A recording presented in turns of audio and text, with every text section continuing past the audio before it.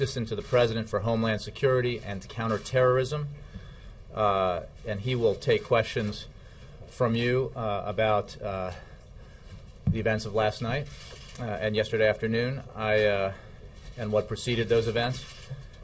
And then if you have any questions on other subjects, I'll do about 10 minutes after Mr. Brennan is finished to take those questions. I just want to make a point before John comes up that, as many of you know, that the President, even before he was President, when he was a candidate, has a very clear idea about the approach he would take as President towards Osama bin Laden. In August of 2007, he said, if we have actionable intelligence about high-value terrorist targets and President Musharraf won't act, we will. In July of 2008, he said, we must make it clear that if Pakistan cannot or will not act, we will take out high-level terrorist targets like bin Laden if we have them in our sights. He repeated statements like that again, and I just want to be clear that this is an approach that he always felt that he would take when he was President, and then, as John will elaborate, once he took office, he made sure that we would revitalize our focus on Osama bin Laden and the hunt for him. So with that, I'd like to invite John up to take your questions, and I will be standing here if you have questions on other topics. Thank you. How do you want to do this? Oh, let me start. Sorry. My apologies. I'll start with... Come on, free for all. Just say anything you want. The Associated Press. All right, thank you, sir. I wanted to ask about the specific goal of the raid. Was there a consideration to trying to take bin Laden alive, or was the mission to kill him on sight? Absolutely, it was to prepare for all contingencies. If we had the opportunity to take bin Laden alive, if he didn't present any threat, the individuals involved were able and prepared to do that. We had discussed that extensively in a number of meetings in the White House and with the President.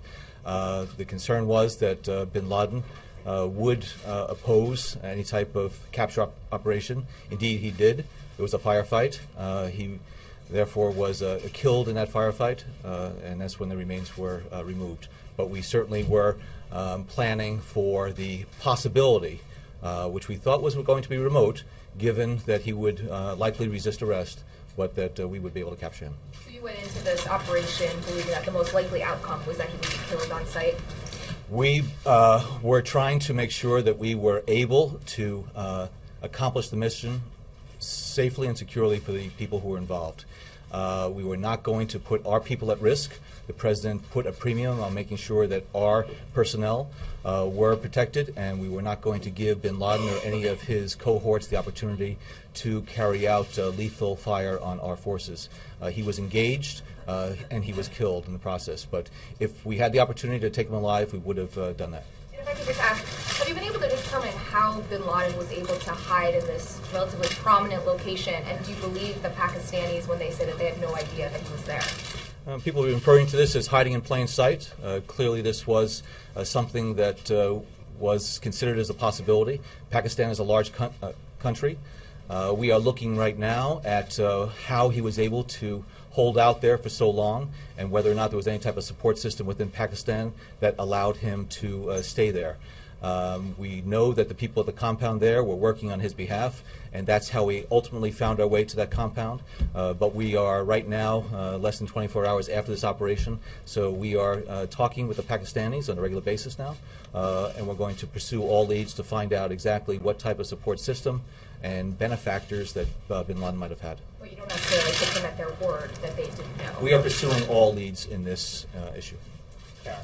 Just to follow on that, is it really credible that Pakistani authorities had no idea that this compound was being built and that it existed, such an elaborate compound? I think it's inconceivable that bin Laden did not have a support system in the country that allowed him to remain there for an extended period of time. I am not going to speculate about what type of support he might have had on an official basis. inside of Pakistan. We are closely talking to the Pakistanis right now, and again, we are leaving open opportunities to continue to pursue whatever leads might be out there. And also, one of the things that a lot of people think about when they hear this news is, what does this mean for the war in Afghanistan? Does it make it easier to wind things down there?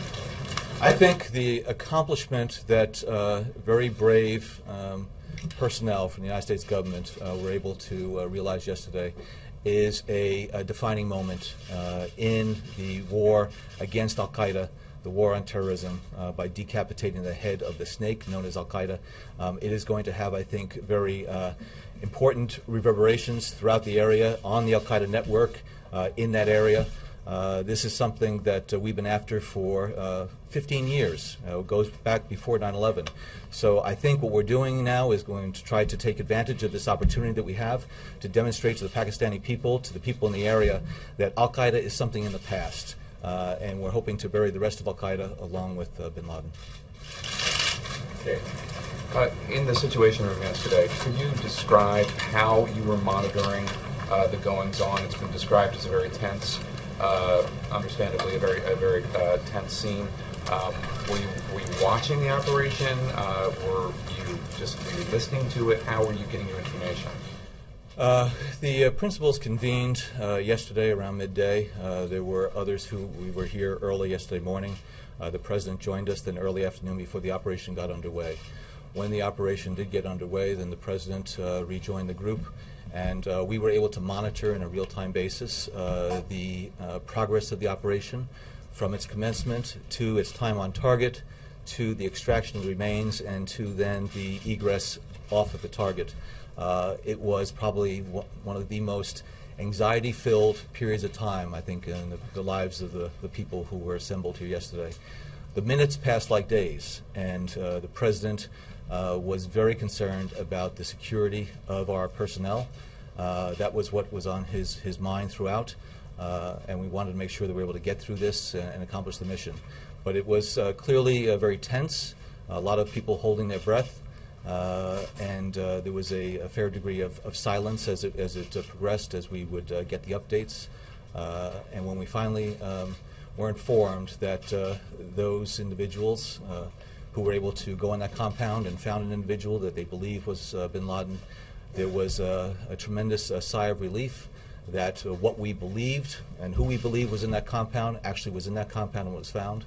And the President was relieved once we had our people and those remains off target. Was it a visual, or was it just radio reports or phone reports that you were getting? We were able to monitor the situation in real time, and were able to have regular updates and to ensure that we had real-time visibility into the progress of the operation. I'm not going to go into details about what type of visuals we had or what type of feeds that were there, but it gave us the ability to actually track it on an ongoing basis. And I understand that there was a moment of real tension, one with the helicopter, but then also when the Navy SEALs were leaving, and the Pakistani government started scrambling their jets, and there was a concern that they were coming to where the U.S. troops were, where the Navy SEALs were. Was there an actual concern that the Pakistanis, since they were not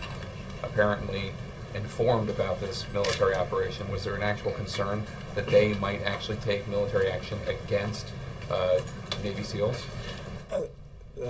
We didn't contact the Pakistanis until after all of our people, all of our aircraft were out of Pakistani airspace. At that time, the Pakistanis were reacting to an incident that they knew was taking place in Abbottabad. Therefore, they were scrambling some of their